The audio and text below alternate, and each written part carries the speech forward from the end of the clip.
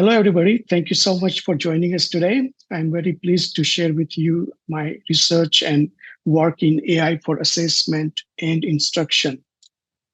Today, AI is a very big buzzword, but it was not so much when I was doing my PhD in electrical engineering around 20 years ago, with a focus on developing language models using innovative vector algebras. But today it is talk of the world. Everybody's talking about large language models. Very interestingly, a second component of my PhD research was educational assessment, more specifically on automatic grading of students' open response answers in an intelligent tutoring system and giving students feedback that can take them to the conceptual mastery through natural language conversation. So let me start by emphasizing why conversation is the most original pedagogy known to humanity. It's the pedagogy that we have used from the dawn of civilization up until now to exchange knowledge, information, even to evaluate each other by engaging in natural language conversation.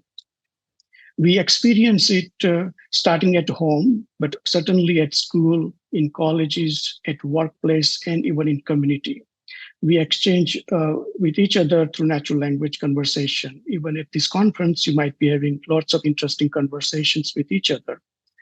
So if you were to design an education system where conversation is at the center, also I call it as a conversational pedagogy, then what would be its key components? So the first component would be assessment through open response questions. In a conversational pedagogy style, you would not ask each other multiple choice questions or fill in the blanks or drag and drop. You would ask them to explain things in their own words.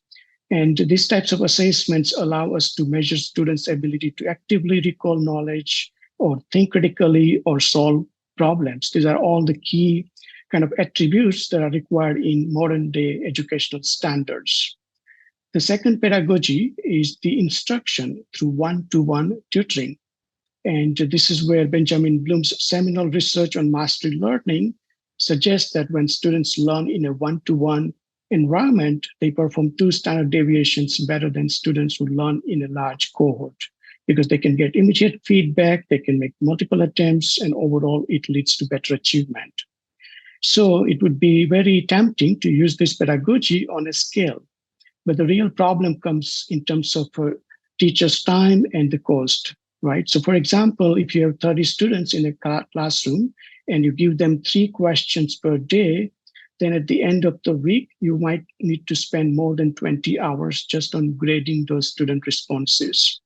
And if you want to provide personalized tutoring of even 3 hours per week, it would be very, very time consuming.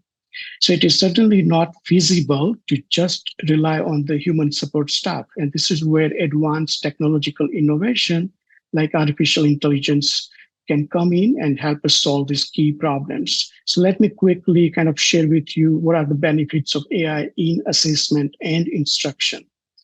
Specifically for assessment, we can use AI for automatic grading of open response or written answers.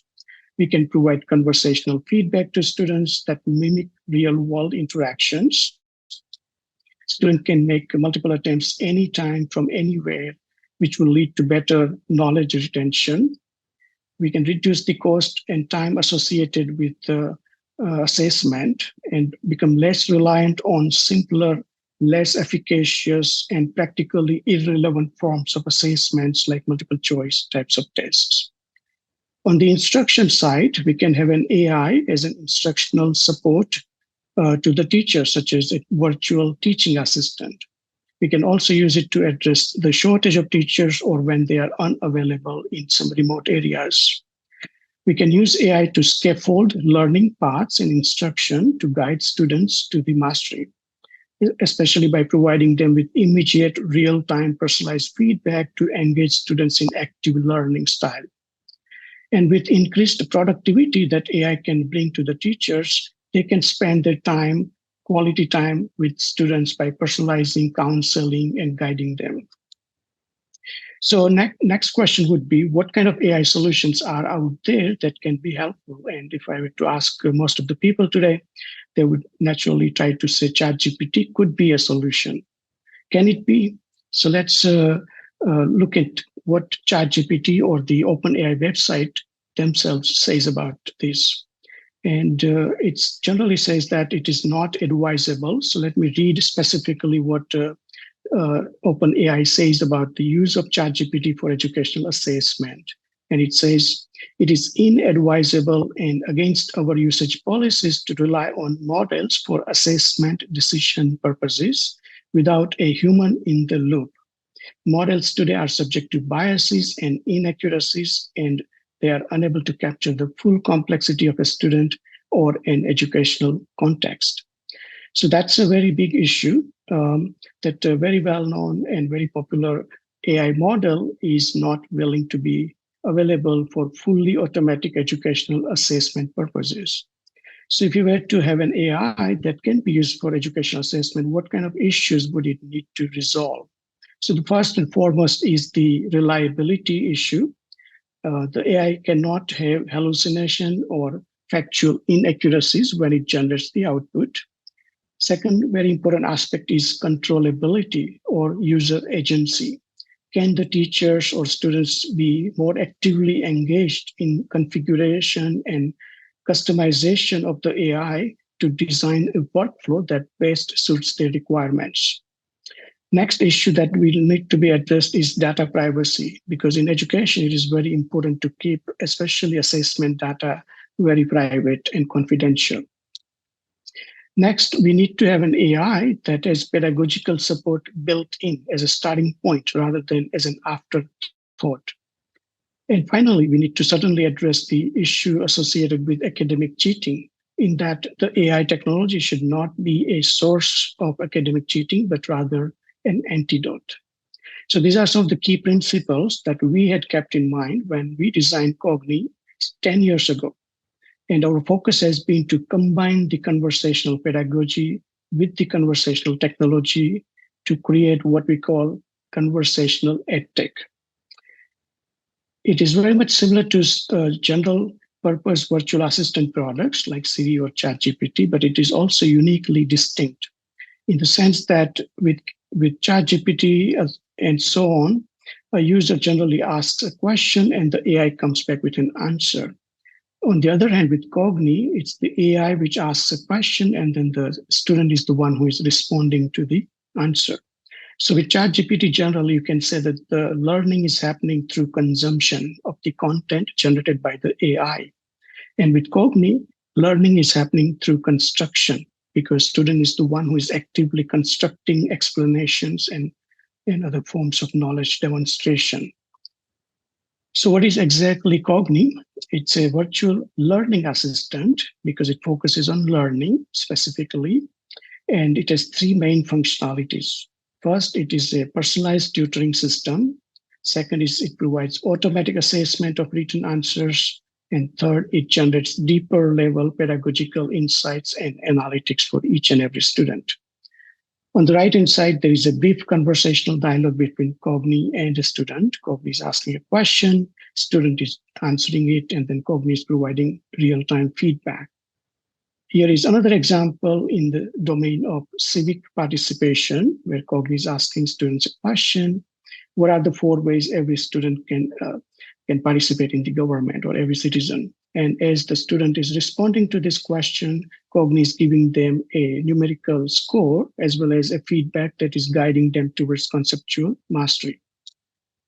So one of the key principles in designing an AI tutor is the Vygotsky's principle of zone of proximal development, which is trying to answer the question, what is the optimum quality of feedback that would maximize a student's learning gain?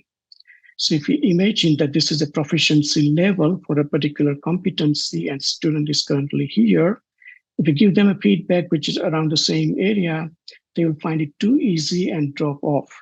On the other hand, if we ask them too much challenging, they will again not participate very actively. But in between is the zone of proximal development.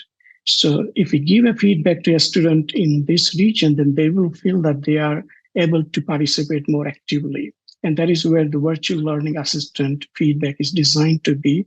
For example, when it said, very close, would you like to explain the neural transmitter, which is just above where the student currently was? Also, with this kind of technology, you can achieve many different pedagogical variations depending on what you configure to display to the student. For example, if you display feedback, which is very detailed and revealing, you can achieve a pedagogy known as assessment as learning.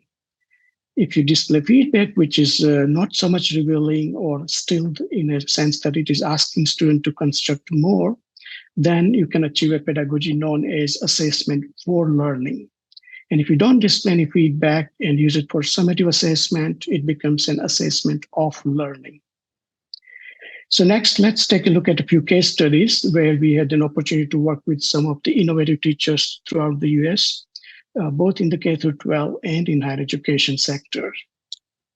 Especially, we had an opportunity to take a look at the Massachusetts comprehensive assessment system when it was being overhauled a few years ago, where they were focused on introducing writing in response to text at all the grade levels to support measurement of deeply assessing the standards.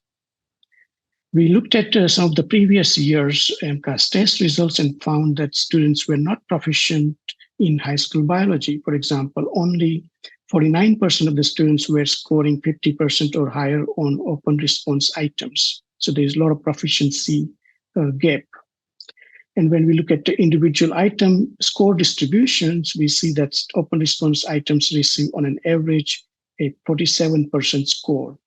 And when we compare that to the multiple choice portion of the standardized test, where students' answers are 72% correct. So there's definitely a 25% grade inflation when you rely on multiple choice tests, which is not relevant in practice. So we had the opportunity to work with two very innovative teachers, Victoria and Ivy from Boston Public School and Medford High School, to take a look at some of the MCAS assessment items, such as this one from cell biology domain about eukaryotic cells and prokaryotic cells. The way they used Cogni was they gave a lecture about this topic in the classroom, and then towards the end of the lecture, they would ask students to participate with Cogni activities. So students will bring out their smartphones and handheld devices, and they will actively engage in demonstrating their knowledge by writing the answers. So simultaneously, the teacher would be able to see the analytics about how the class is doing, which is much better than asking students to raise their hands or calling one or two students. And the students would get real-time feedback that would improve their knowledge retention. So at the end of the study, we asked students for feedback, and they were overwhelmingly positive with the experience. They said that this AI is kind of creepy, but in a good way, or that I learned a lot with Cogni questions than I did in the classroom.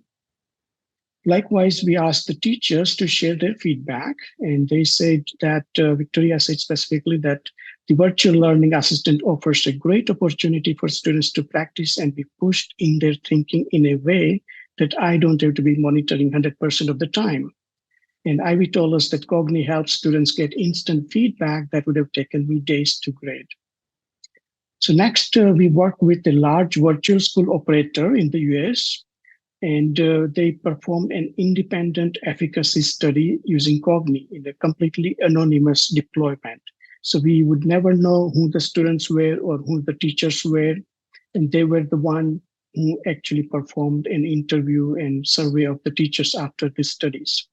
So in this study, there were 10 teachers who participated from various virtual schools from 5 different states in Arizona, Minnesota, Michigan, Ohio, and Tennessee. Each teacher graded responses from 10 different students, and these students came from 4th grade ELA and 8th grade science subject areas. So when they asked these teachers about sharing their feedback, teachers say that they like the experience overall and they are very excited about the potential. Especially some of the teachers say that I think the tool would be very beneficial.